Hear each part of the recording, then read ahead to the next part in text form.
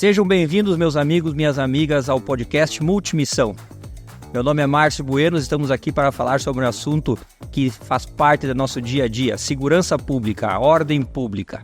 Antes de mais nada, quero agradecer ao Clube Escola de Tiro Top Gun pelo espaço que nos cedeu para o nosso trabalho, ao nosso amigo Zin, Dedé, Simeone, muito obrigado pela alocação desse espaço aqui que não tenho o que falar, né? Entre clube de tiros aqui da nossa região, do nosso estado, com certeza está entre os melhores. Muito obrigado pelo espaço, meus amigos. E mais do que importante, no nosso primeiro podcast, trazermos pessoas de peso. De peso, né, Prefeito João? Literalmente. E Delegado Casagrande. Estão conosco aqui nosso prefeito de Chapecó, João Rodrigues, e nosso delegado da Polícia Civil, Ricardo Casagrande. Muito obrigado pela presença de vocês. Obrigado pelo convite, doutor Márcio. Obrigado por terem vindo. Prefeito, antes de mais nada, Chapecó hoje é um exemplo na segurança pública. Isso se deve a inúmeros fatores, né? E os principais é o seu trabalho em frente à prefeitura, administrando juntamente com a Guarda Municipal e com todas as outras forças de segurança em conjunto, tudo que está sendo feito em Chapecó. O que o prefeito acha agora para o futuro? Qual que seriam os nossos próximos passos para Chapecó aqui? Bom, primeiro, as grandes conquistas que se deram até aqui dos índices, não é só a sensação, é o fato da segurança pública. Isso deve ser um conjunto da obra, a qualidade dos profissionais que aqui estão, isso lê-se Polícia Civil, Polícia Militar, a contribuição que a Guarda Municipal dá, com os demais entes. Então, se chega a bons resultados, a resolutividade na investigação dos crimes que aqui ocorrem, das infrações, isso é a qualidade da investigação. O trabalho preventivo que vem com a Polícia Militar e a Guarda Municipal é que melhore muito a segurança pública. Acho que o próximo passo para o futuro é nós estruturarmos em equipamentos de inteligência. É o que nós vamos fazer já através do município, adquirindo equipamento de drone. Nós vamos melhorar o monitoramento com câmeras de toda a região urbana da cidade de Chapecó. E um dos pontos grandes que nós temos em mente é criar a grande central das forças de segurança, monitorando toda a cidade num único ambiente, compartilhando o espaço e otimizando os homens e as forças que nós temos, principalmente no trabalho do ostensivo, que é da PM, e o da Guarda Municipal, que contribuem diretamente também. Então, acho que o próximo passo é equipar e melhorar o serviço de inteligência. Seria um centro integrado, prefeito, de segurança? Exato, é o que a gente está projetando, um centro integrado de segurança. Que aí converge, né? Isso em Chapecó, hoje você já tem uma ação integrada. Porque em outros tempos era muita divergência entre as partes. Hoje é uma convergência, porque tanto a Polícia Militar como a própria Polícia Civil falam a mesma língua, porque um precisa do outro.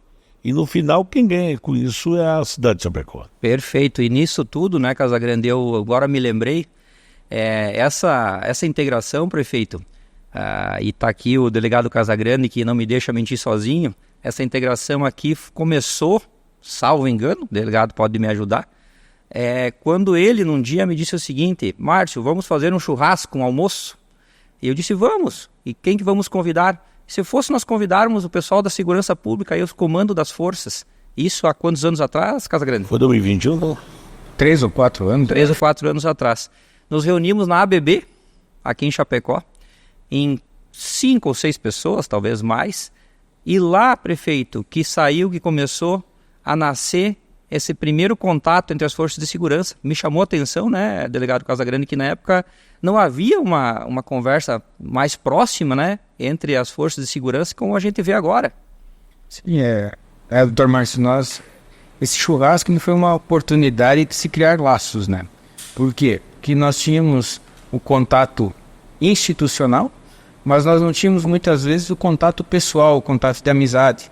E isso acaba fortalecendo esses churrascos, essas jantas que surgiram a partir desse primeiro encontro, acabaram fortalecendo os vínculos entre as pessoas e isso reverberou nas instituições. Eu lembro, para dar nome aos bois, estava o Barcarolo, que na época era o comandante aqui do 12º Batalhão, estava o Parisotto, dos bombeiros, estava o Capitão Santoro, né? Comandante Roger. O comandante Roger, da Guarda Municipal, e o Fabrício, o delegado Fabrício, da Polícia Federal. Se eu não me engano, era esse que começou. Alguém da Polícia Penal ou do DEAS. Pode ser. Hoje, prefeito e o prefeito sempre é convidado, nós estamos aí com mais de 40 participando desses jantares e almoços, né? Obviamente que isso aproxima, né, prefeito? É a forma que a gente tem para conversar, né? A informalidade permite a aproximação para a formalidade, né? Quando se faz uma confraternização, um bate-papo informal, se troca as informações sobre o que ocorre na cidade, é mais prático no dia de trabalho, né? Tanto é que os maiores negócios sempre foram fechados fora do escritório. Perfeito. Raramente você fecha, as pessoas e os homens de negócio do país fecham o negócio em escritório. Se fecha em restaurante, no bar, em lugar. Não é diferente também quando você começa a aproximação e tem empatia entre as pessoas, por um fato como esse. Ótimo. Conforme te disse, eu já fui prefeito em 2 mandatos em outros tempos que era muito difícil o diálogo entre Polícia Civil e Polícia Militar. Eram divergências enormes. E hoje não há nada disso, né? Não há nem do poder público com a Polícia Militar, há sempre uma aproximação e se complementa. Tanto é que você veja bem, a própria Polícia Militar tem uma dificuldade de efetivo. E esse efetivo sempre é deficitário, porque quando entra 20 para o batalhão em Chapecó, sai 20 que aposenta. E por que esse momento a coisa não há essa pressão? Porque nós temos a Guarda Municipal, que nós praticamente dobramos de tamanho nesse mandato, e ela acaba sendo um braço de apoio da própria Polícia Militar. E isso tudo se conversa em momentos como esse. Perfeito. Então eu acho que Chapecó é exemplo para Santa Catarina nesse quesito da convergência, da união entre as forças, que permite fazer um trabalho com resolutividade e com velocidade. Casagrande, eu lembro que na época tu estavas como delegado, não estava no SAER ou estava como delegado regional? Não, já era delegado regional. Regional. E hoje, tá onde hoje? Hoje eu estou cedido ao Ministério Público. Cedido ao Ministério Público? Minha carreira iniciou em 2002, fui delegado da comarca de Itapiranga, fui delegado da DIC de São Miguel do Oeste, delegado regional de São Miguel do Oeste, delegado do SAER também com um piloto. Atuei na Corregedoria do Oeste, depois Delegacia Regional aqui de Chapecó e atualmente cedido então ao Ministério Público. Uma longa carreira, hein? São mais de 20 anos já, Tom Márcio. Mas o que foi dito aqui, essa diferença que nós temos, essa união das forças que é vista em Chapecó, é realmente um diferencial. Nós que iniciamos geralmente uma carreira numa cidade pequena, nós sabemos da necessidade da cooperação entre as forças policiais, desse auxílio mútuo. Uma cidade pequena, às vezes, tem 2 policiais civis, tem 4 ou 5 policiais militares, então tem que haver essa união.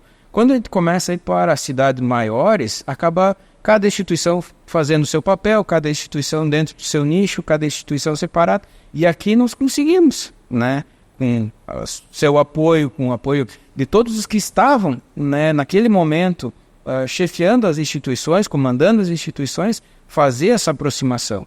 E essa aproximação, ela trouxe resultados positivos, né? Chapecó passa, né, há muitos anos já, né, prefeito, por um bom momento de segurança pública, né, pelo porte da cidade e os problemas que a gente tem, com certeza aqui, né, os resultados são positivos, são mostrados, e quem ganha com isso é a população. Perfeito. Aproveitando, prefeito e delegado, o que hoje vocês enxergam, de primeiro ao prefeito João Rodrigues, como que seria hoje o principal problema de segurança que a gente possa ter em Chapecó, que a gente deve atuar mais? Qual que seria hoje, prefeito? Eu acho que qual é a causa da violência em algumas escalas é a droga, né? Isso eu não sei, o doutor Casagrande tem muito mais informação, mas eu acho que hoje, sei lá, 60%, 70% dos problemas é relacionado à droga.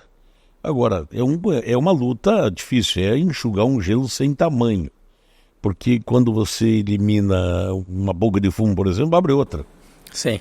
Então aí você tem um trabalho que aí o poder público tem que fazer, está fazendo, é tentar tirar o cliente. E tentar tirar o cliente é você buscar tirar o noiado da rua, internar, tratar, cuidar de uma estrutura de educação no município para fazer com que os jovens, adolescentes evitem esse mundo do crime, porque a partir do momento que tu vira consumidor, lá na frente você fica dependente e lá no final... Lei do mercado, né, prefeito? É lei do mercado, né? Então, eu acho que Chapecó tem algumas coisas, porque isso não é um privilégio de Chapecó, não, está institucionalizado no mundo já.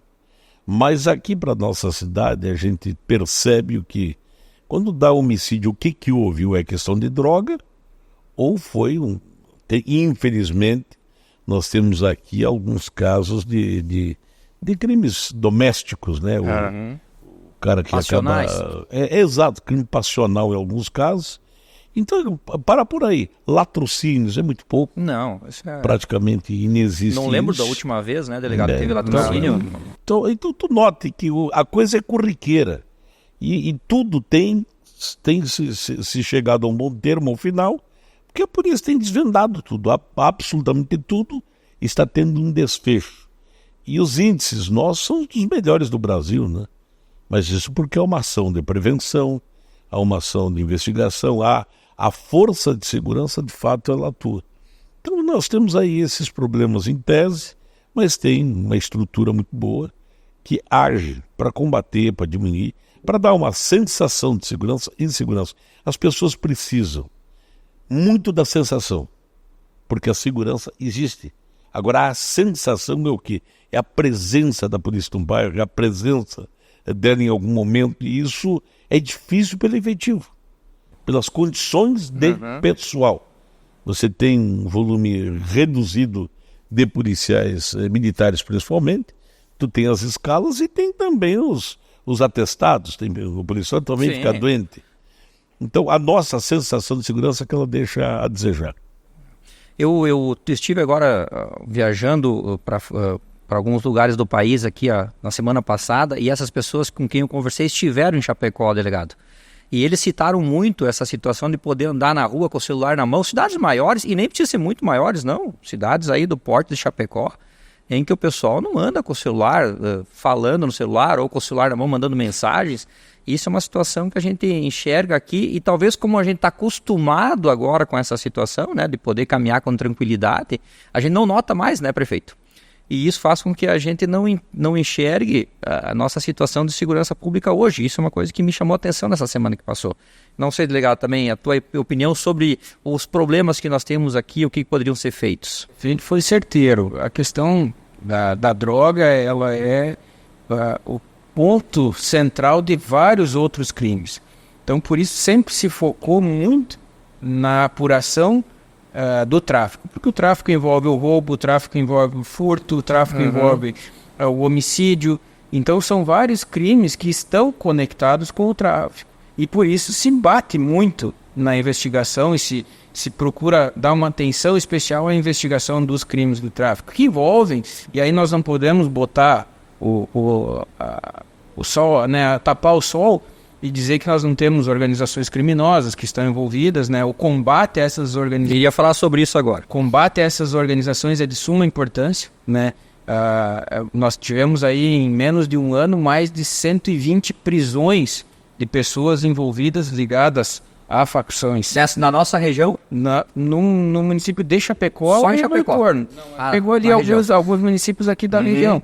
Mas são, salvo engano, de agosto do ano passado até agora, nós temos 126 ou 127 prisões, né, envolvendo organização criminosa. A questão do tráfico, e aí a importância, muitas vezes, né, dessa união das forças. Uma das últimas operações que eu pude participar ainda quando estava na delegacia regional, ela envolveu a Polícia Civil, ela envolveu a Polícia Militar, ela envolveu a Guarda Municipal, cada uma auxiliando de uma forma, e no momento da deflagração de uma operação, houve a participação de todas as instituições, cada uma cumprindo a sua missão constitucional, né? Então, isso de suma importância, cada uma sabe o que deve fazer, sabe até onde vão os seus limites, sabe como atuar, e no conjunto geral da obra, o resultado é sempre muito bom. Então, pelos números de prisões, né, legal. Então isso, nessa última operação, foram 19 pessoas que foram presas em 2 bairros da cidade, né, envolvendo a questão do tráfico. Tudo que envolve, porque troca um notebook por uma pedra de crack, troca um celular por uma grama de cocaína, e por aí vai. Então, focar em algumas coisas é essencial. E aqui a gente tem feito isso, né? Todas as instituições têm agido, né, de forma coordenada, né? Esse contato entre comandos, entre chefias, ele facilita esse alinhamento de esforços e o resultado é sempre positivo. A gente espera que isso sempre continue. E essa situação das drogas, prefeito, em que entra também os pequenos furtos, porque a pessoa vai lá, furta, né? O drogado vai lá, furta para poder comprar droga. Então o botijão de gás, aqueles furtos de ocasião também, né? Está totalmente ligado à droga, como vocês dois bem falaram.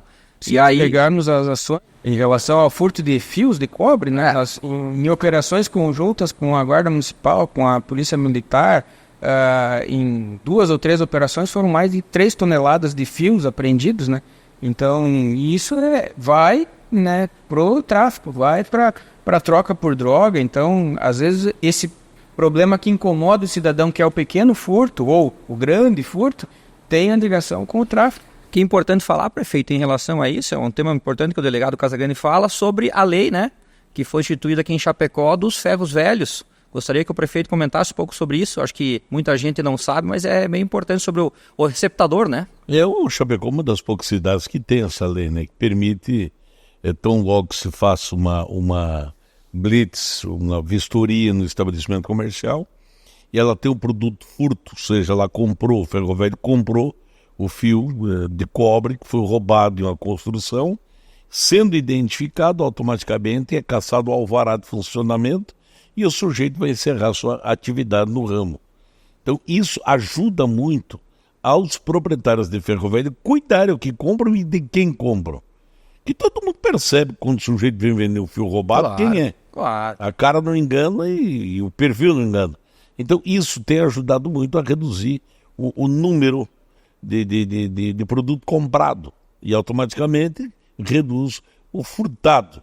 Porque se você não tem para vender, não adianta roubar. E então, a lei também, ajuda. se eu não me engano, o prefeito obriga também aos donos de ferro velho a colocarem câmeras, porque, delegado, me corrija, um dos problemas era identificar, né?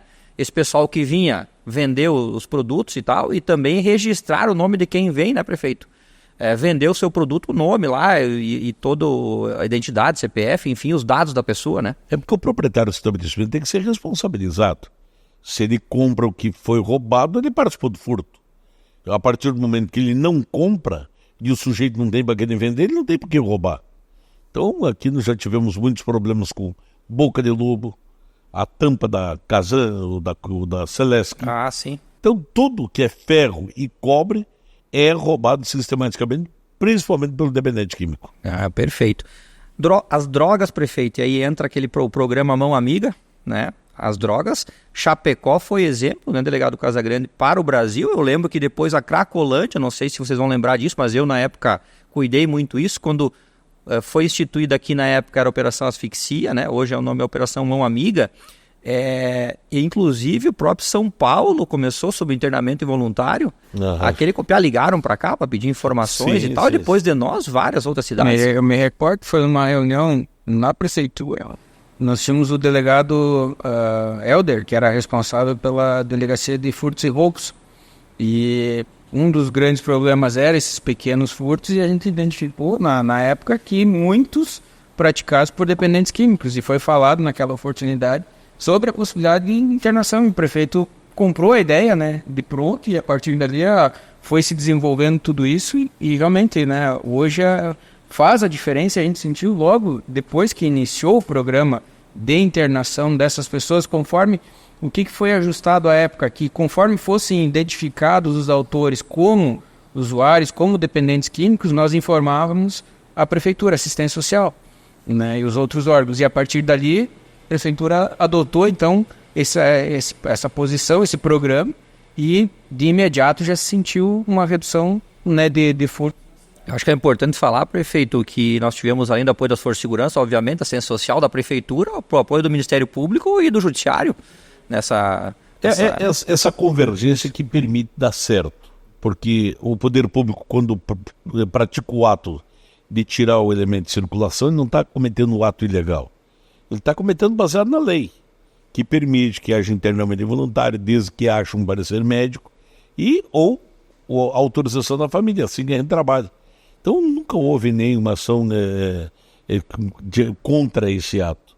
O que nós estamos agora é tentando ampliar, avançar, para poder eliminar definitivamente o morador em situação de rua. Porque ele não é um morador de rua, é em situação. Que ele tem casa, tem família. Então isso tudo tem dado certo graças à convergência. E essa convergência, prefeito, além da Operação Mão Amiga, eu noto também a importância, e aí, Casagrande, me corrija se eu estiver errado, da parte social, prefeito, em relação à segurança. Eu vou explicar. Na cidade satélite de Brasília, na década de 90, nós tínhamos os maiores números de homicídios do país.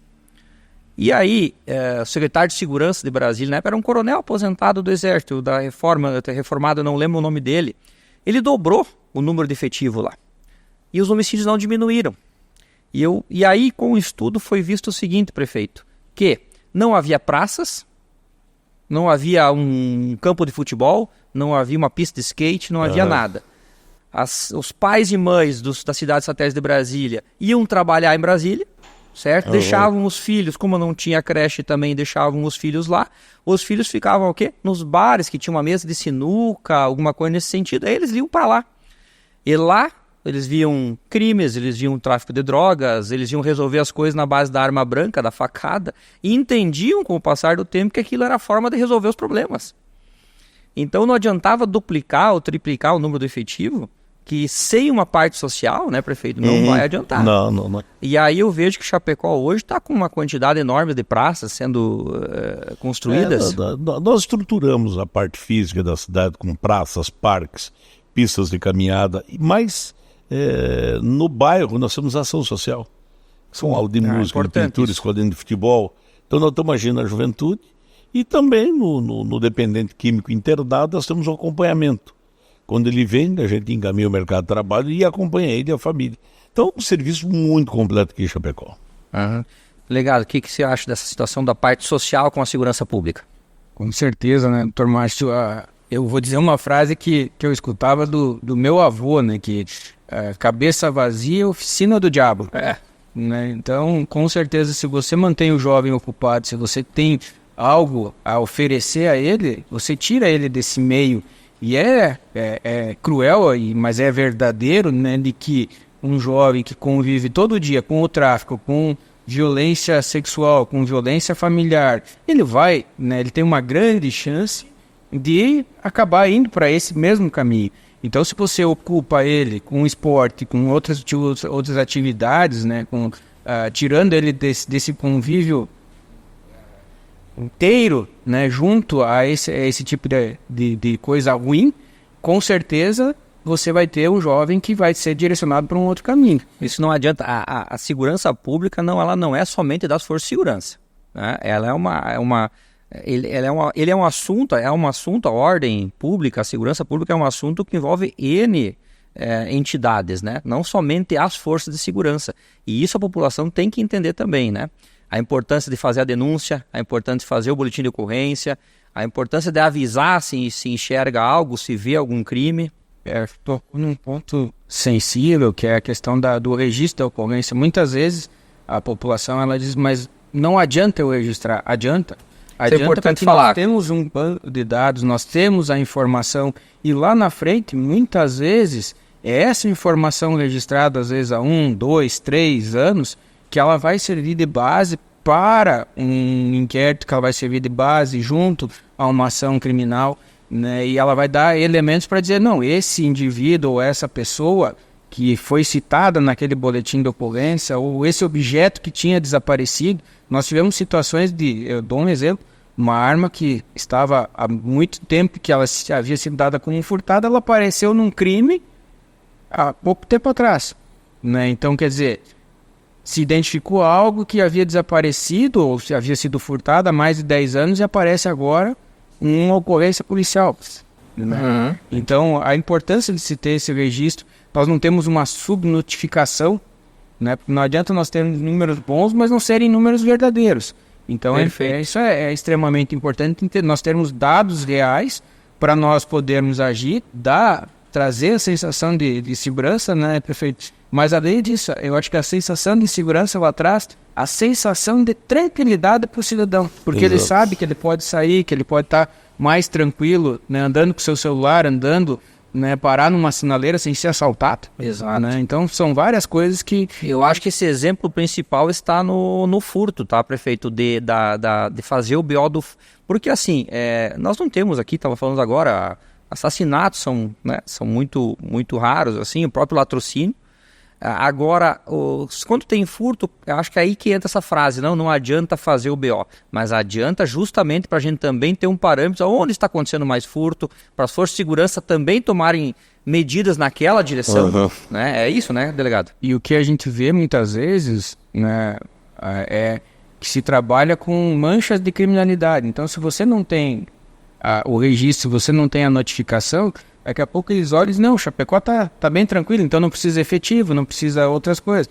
A partir do momento que você tem dados reais, você tem a possibilidade de ir lá e cobrar. Olha, a gente está sob controle, a gente tem uma cidade tranquila para o porte dela, para os patamares brasileiros, para tudo isso. Né? A gente vive aqui numa região muito boa, muito tranquila. Mas ainda assim nós precisamos ter efetivo, nós precisamos melhorar, nós precisamos recompor. Né? E isso, essa notificação, essa manutenção de dados, ela é de extrema importância. Até para saber, né, para que lado nós vamos agir. Está tendo tá tendo roubo, está tendo tráfico. Né? Isso é muito importante. Eu acho que cabe, prefeito, aqui também falar em relação à segurança como um todo, o trabalho na penitenciária. Eu acho que isso também tem muito a ver, porque nós temos hoje uma penitenciária que tem várias empresas. Nós estamos falando em indústrias, né? Nada contra, nem nada, mas aqui ninguém mais costura a bola, ninguém mais faz grampo de roupa. Nós estamos falando em indústrias que fazem lâmpada de LED, sacos de ráfia, vestido de noiva. E esse trabalho que tem lá dentro ajuda também na ressocialização daquele indivíduo que entrou no sistema penitenciário. Faz com que também diminua a possibilidade das facções cooptarem pessoas de dentro da penitenciária. Prefeito, eu acho que o prefeito conhece bem aqui a penitenciária. O que tem a dizer sobre as empresas que estão lá? Eu acho que o sistema, quando você tem, isso a gente já falava recentemente com o juiz da vara de execução penal, nós temos dentro do sistema prisional o bandido e o cidadão cometeu um erro. Há uma diferença de um para o outro. O bandido é aquele que é sistemático, né? Assalto, crime hediondo, deu uma vida perdida. Mas tem um cidadão que cometeu um erro, que todo mundo está sujeito, cumprir pena para poder voltar à sua atividade. Então o que tem que ocorrer? Quando esse, que cometeu um erro, mas não tem uma vida bandida, ele teria que estar inserido no mercado de trabalho dentro do sistema, coisa que ele está na penitenciária agrícola. Por quê? Porque a hora que ele sai de lá, ele tem a chance de ter um emprego garantido. Porque raramente uma empresa contrata alguém que saiu do sistema prisional. Perfeito. Ela não vai. Agora, se ela conhece o sujeito, sabe do perfil e sabe do comportamento, ele já tem a segurança de trabalhar aqui fora. Por que muita gente acaba reincidindo no crime? Gente que não é bandido, mas virou. Porque o mercado não abre as portas. Porque ele não tem uma chance de trabalhar aqui fora. Então, acho que a penitenciária agrícola e o seu formato, ele já pegou exemplo para o país, né? Isso não é de hoje. Porque ela é um modelo ideal, um modelo que deu certo, e é um modelo que teria que ter todo o sistema prisional brasileiro assim. Preso não pode ficar parado, como disse aqui o doutor Casagrande, que é uma referência ao seu pai. A cabeça vazia é o oficina do diabo, e é fato. Mas é um sujeito o dia inteiro sentado sem fazer nada. Só pensando, né, em coisa ruim. A penitenciária de Chapecó, eu não sei se vocês lembram, quando o então ministro da Justiça e Segurança Pública, Sérgio Moro, veio visitar, ele saiu da penitenciária de Chapecó e fez um tweet, deve estar nas redes sociais até hoje, dizendo que ele tinha uma visão do sistema penitenciário antes e outra depois de Chapecó. Porque ele enxergou em Chapecó uma visibilidade Isso é um modelo para o país, né? É um modelo para o país. E os empresários, prefeito, eu sei porque eu também estou intimamente ligado a essa situação da segurança, da penitenciária. Os empresários dali, prefeito, fazem hoje, vão dar palestras sobre como funcionam as empresas dentro da penitenciária fora. No Rio Grande do Norte, nós tivemos problemas seríssimos do sistema penitenciário lá. No Rio Grande do Sul, chamaram eles. Hoje, as empresas daqui é um modelo, né? Nós temos grandes empresas que faturam milhões dentro da penitenciária, sempre lembrando que elas investiram milhões lá dentro.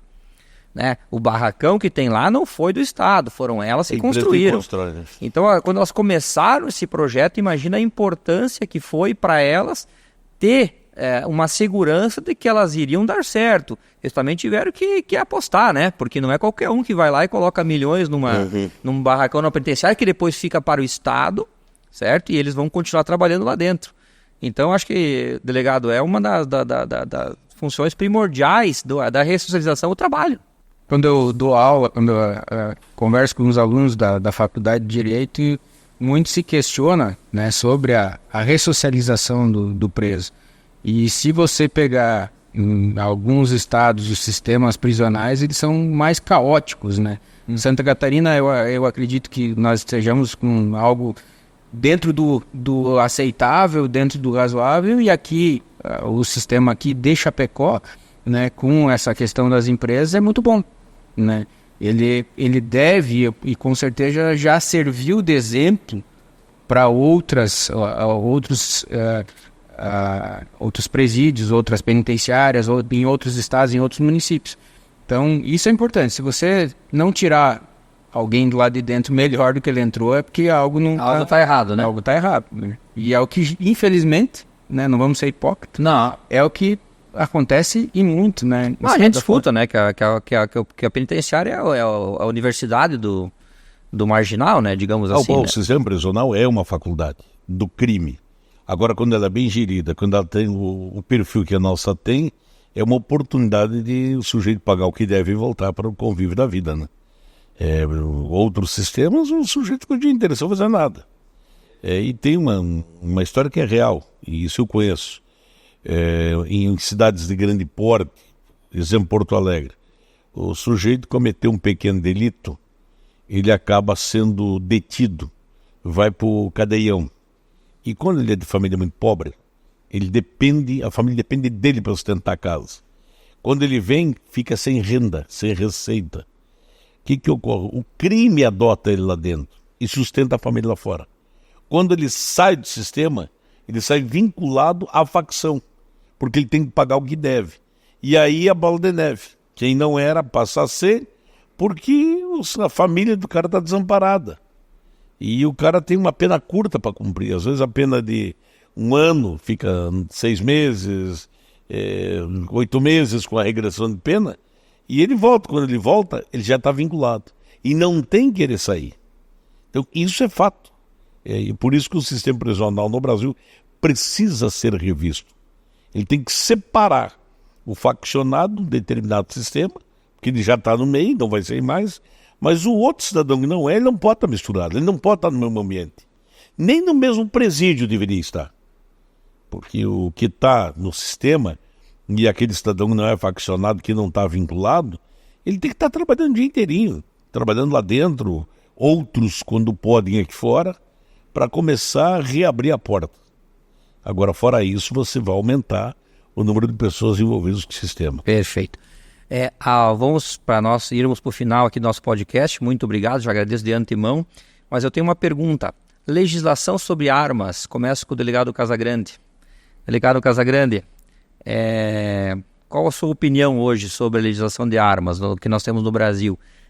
Nem vou perguntar sobre o porte, porque o porte, isso é uma opinião minha, né? Vocês têm a de vocês. O porte liberado não é inconcebível, a gente tem que entender como vai dar o porte para cada um.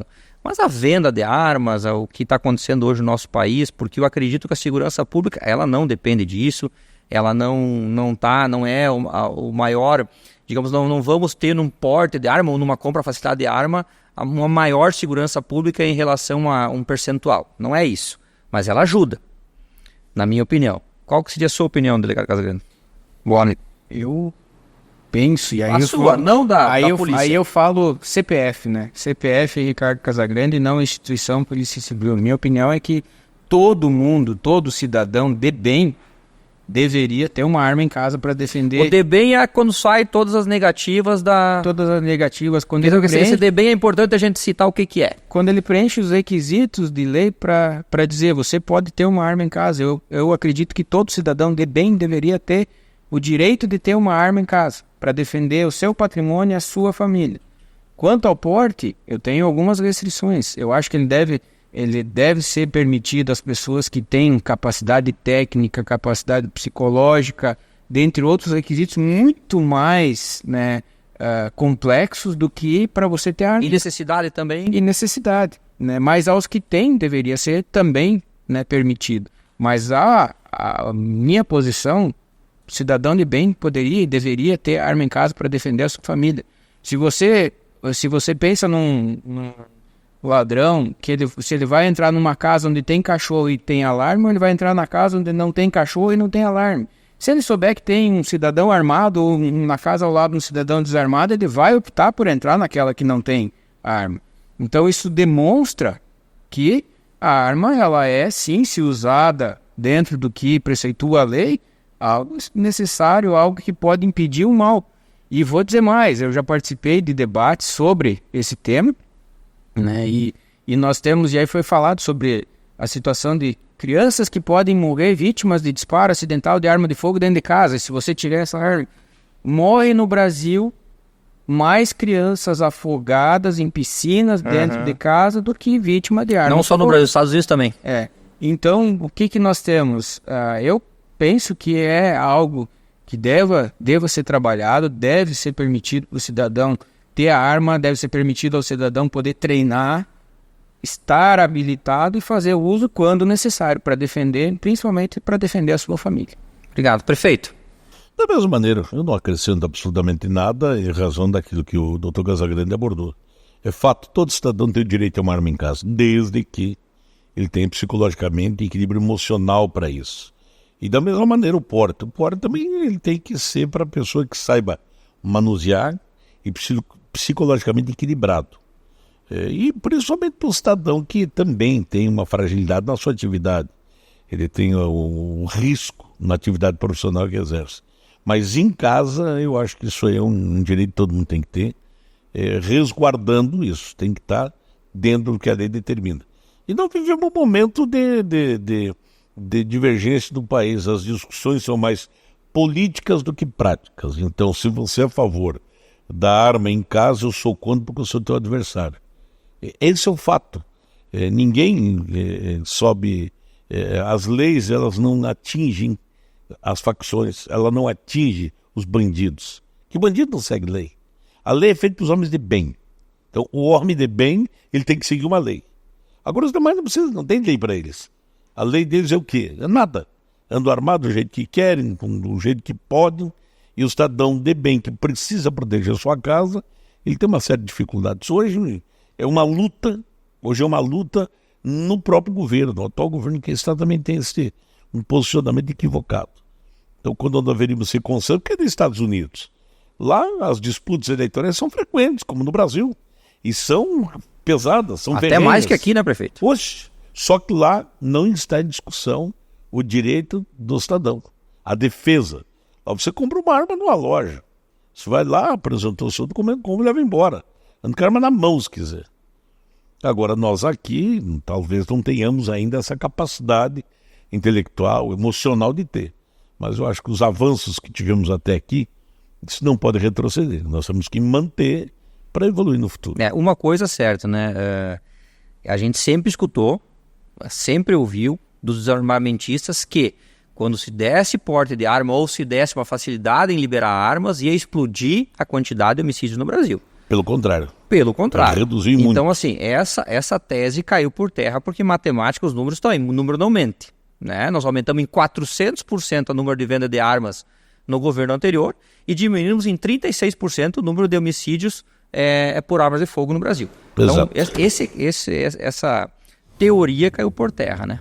Mas, pessoal, muito obrigado, meu amigo prefeito João Rodrigues, meu amigo delegado Casagrande, muito obrigado pelo tempo de vocês, obrigado por participar do primeiro podcast Multimissão e a gente vai se encontrar mais vezes, com certeza. Muito bem, obrigado aí, Márcio. O próximo grupo a ser convidado, o grupo Wagner, aqui de Chapecó. Opa, esse é importante, tem pessoas importantes do grupo Wagner. Temos elementos aí que temos elementos que devem participar aqui desse podcast. Delegado Casagrande, muito obrigado. Obrigado, Dr. Márcio, obrigado, presidente, pela parceria aqui.